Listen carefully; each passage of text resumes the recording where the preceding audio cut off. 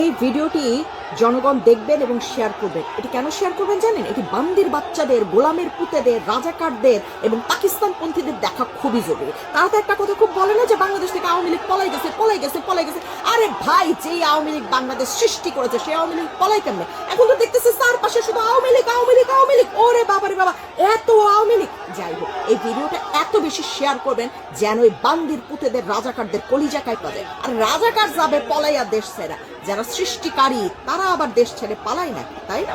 তা যাই হোক, আর তারা আরেকটা কথা বলেছিল যে জানা যায় নাকি আওয়ামী লীগের কোনো মানুষ হবে না। আরে মানুষ তো ঠেকায় একুল পাইতেছে না। এই ভিডিওটি দেখবেন, ইঞ্জিনিয়ার মোশাররফ হোসেনের জানাজার ভিডিও দেখেন তো। আওয়ামী লীগ কোথায় পালাইলো, কবে পালাইলো, কেমনে পালাইলো, সেই হিসাবটা একটু দয়া করে আমারে মিলাই দিবেন আপনারা জনগণ, ঠিক আছে? এবং একটু বেশি বেশি শেয়ার করে বান্দির পুত, বান্দির জি 24-এর সন্ত্রাসীদের কাছে পৌঁছাই দিবেন যে বাংলাদেশ আওয়ামী লীগ সৃষ্টি করেছে। আওয়ামী লীগকে বাংলাদেশ সৃষ্টি করে নাই। আওয়ামী লীগ বাংলাদেশ ছেড়ে পালাই যাবে সম্ভব জনগণ? সম্ভব। অবশ্যই ভিডিওটি দেখবেন।